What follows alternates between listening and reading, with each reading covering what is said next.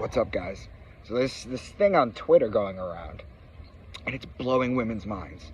And it's a real simple question. The question is, how often does your man think about the Roman Empire? And women are blown away by the fact that men do think about it quite a bit, because women never do. And it's like a striking difference between men and women. And Twitter is up in arms about it because there are differences between men and women. Let's break down the Roman Empire.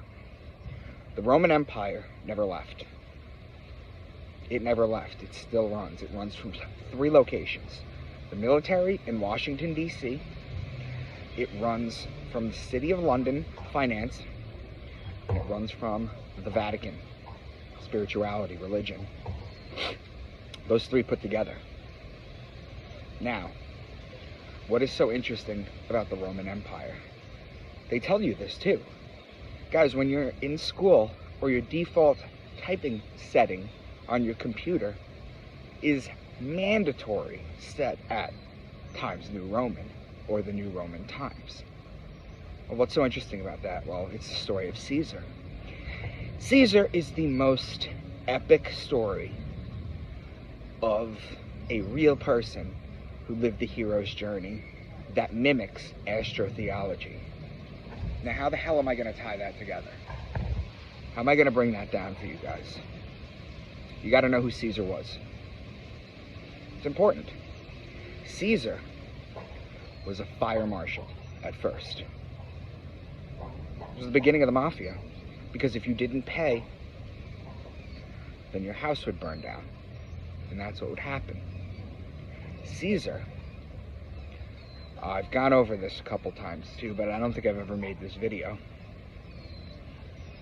Caesar, what is Caesar? Remember your astrotheology, guys, okay? Julius, that's where we get July. August is from, say, Caesar August. Augustus. So Julius Caesar, July, Caesar Augustus, August. In fact, before then, we had 10. And when you go sept, oct, nov, dec, that's 7, 8, 9, 10. And if you start in Aries, that's what it ends up as. But here's the thing. What is the story of Caesar? Well, it's his rise, right? It's this rise of this king man who's then betrayed by Brutus and Cassius, and then his entire story is resurrected. He's physically not, but his story is. Now, what is Julius? Well, that's July. And what is Caesar? Caesar is king, July king. Who's the July king? Who's the ruler of July? The sun. It mimics an astrotheological story. And the reason they are constantly telling you about Julius Caesar, and in the Bible they say, give to Caesar what's Caesar's, right? That's one of the things that they say. It's all there. And this is why men think about it so much. Because we're force-fed this story. Even Dante Alighieri's in the Divine Comedy, who does he have in his lower level of hell? You have the devil. The devil is in the lowest level of hell. And guess what? Look at any drawing of it, any painting of it. It's a frozen tundra. Hell is cold. Inverno, Italian, means winter, remember? Hell is winter. And the devil has 3 mouths. And on either side, he's chewing Brutus and Cassius, the 2 who killed Caesar. Right? The 3rd mouth is Judas Iscariot.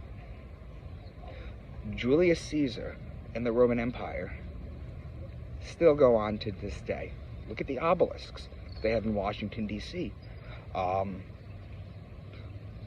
Caesar used to, you know, the 7 hills?